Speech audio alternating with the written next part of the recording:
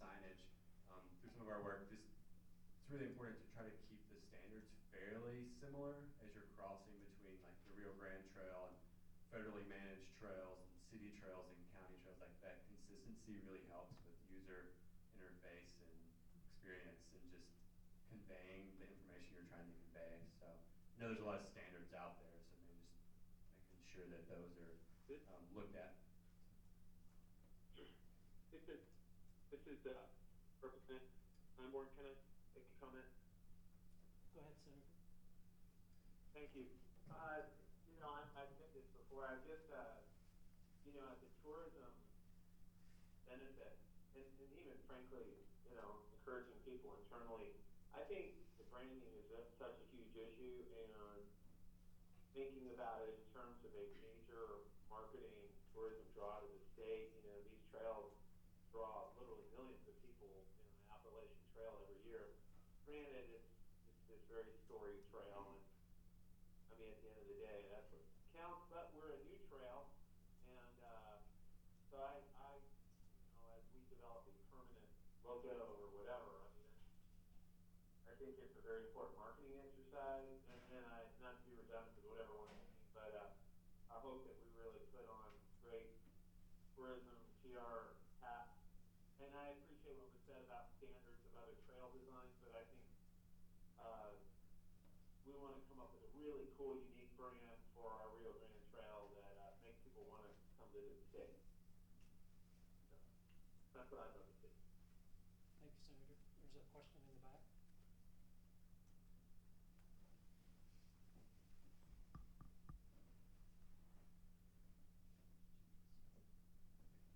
I'm Bob Bagley with the New Mexico Horse Council, Corrals, Horse and New People, etc. I have a couple of questions in this planning process with my relatively limited but intense experience with multi-use trails. I primarily represent the horse community, and I would love to hear after the meeting about how you work with organizations such as Backcountry Horsemen to provide access and maintenance and construction of the Jordan River Trail. And I have tangentially been previously involved with the Zuni Mountain Trail system, so I'm familiar with both of those things and its challenges. And recently, locally, we've had some challenges with multi-use trail signage and something called trail etiquette, connecting Corrales through Rio Rancho to Bernalillo along the Bosque, for instance. So that kind of cooperative signage about trail etiquette.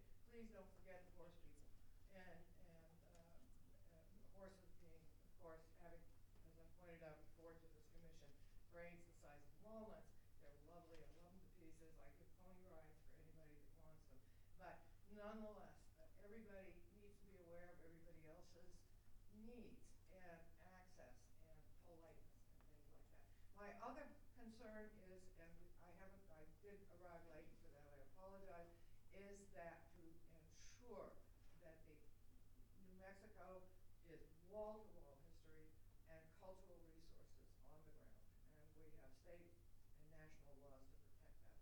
Please, let's make sure that as part of our signage, as part of the preparation on the ground, literally and figuratively, that we accommodate the archaeological resources and history of this state. It will not only enhance the trail and everyone's experience of it, but we need to protect these things. So, thank you very much.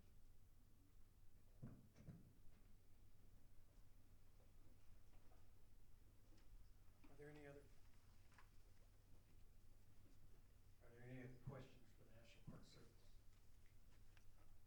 If not, we thank you for the presentation.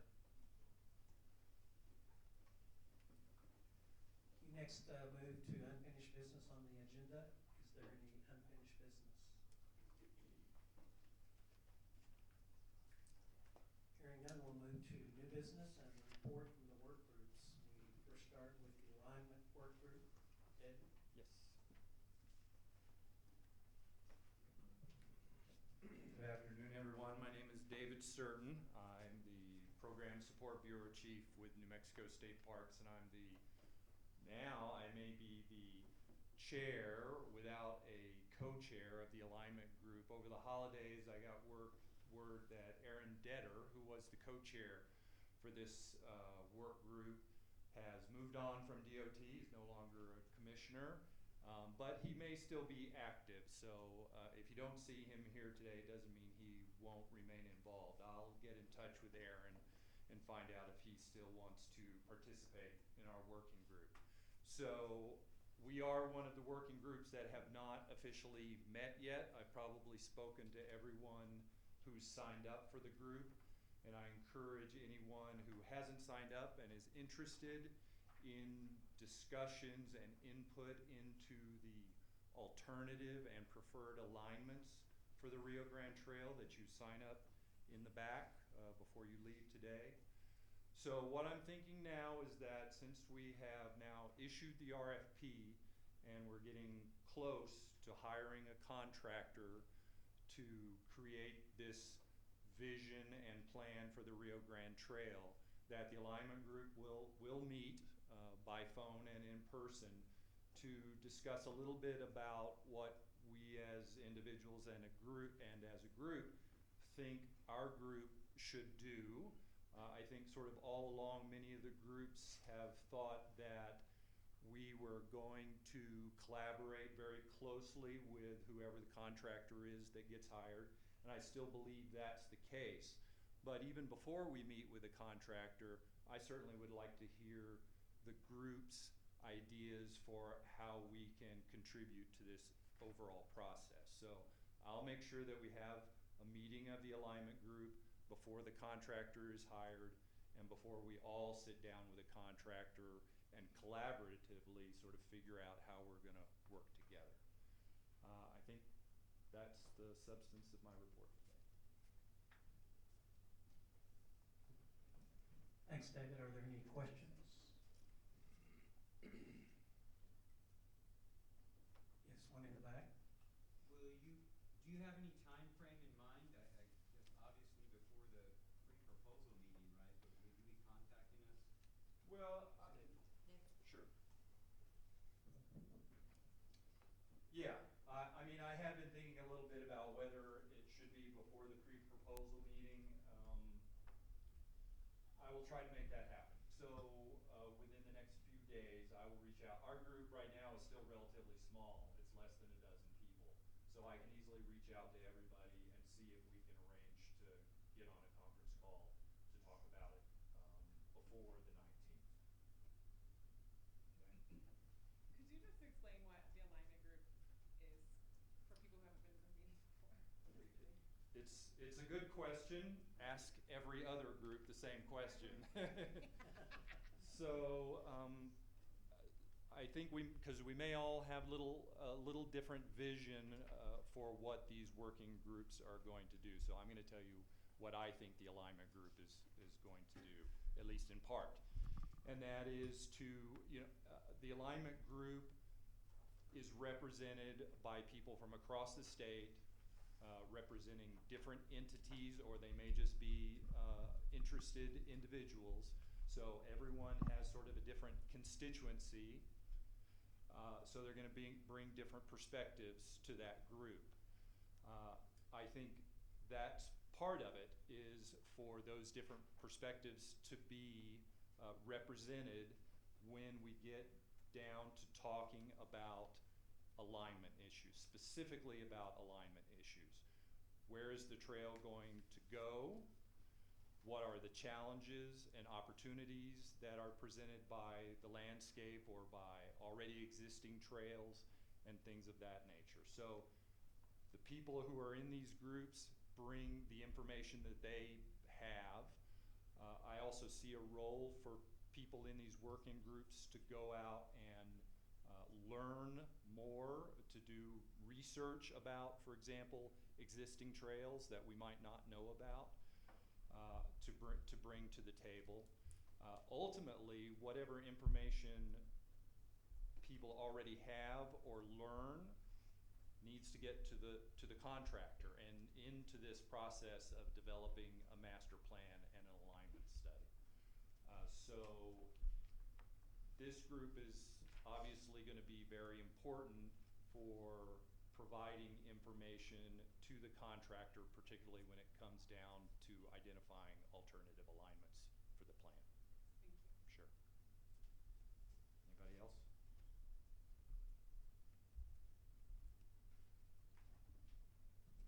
Thanks, David. Next on the agenda is the resource work group. Gina?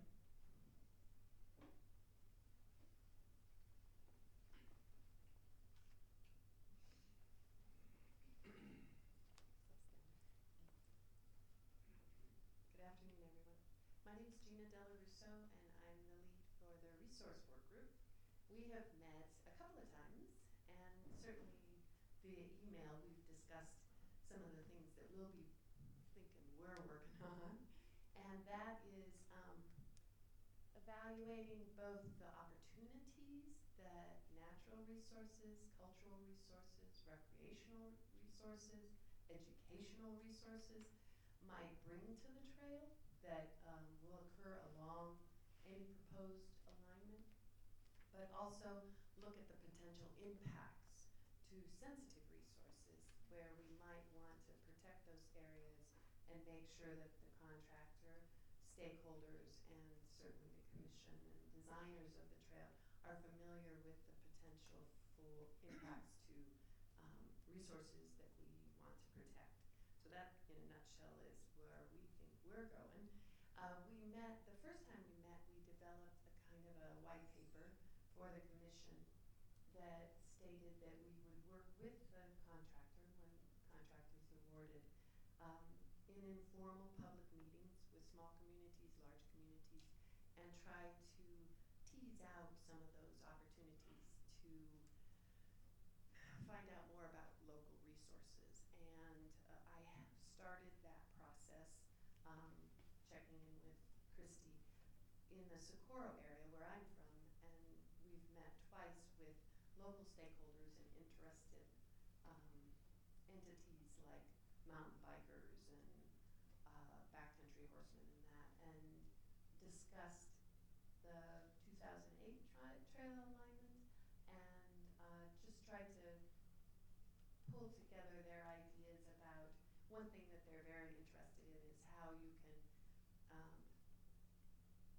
inform and encourage people that are using the Rio Grande Trail to then take spurs off and go see the Mineral Museum at New Mexico Tech, and go to some of the backcountry type mountain bike trails that they've developed down there, and do things like that. So encouraging people to kind of have the trail be a center point, but then have a lot of spurs coming off of it. So it's very exciting to talk to these communities about it, and we as a work group are looking forward to that aspect of our involvement in it.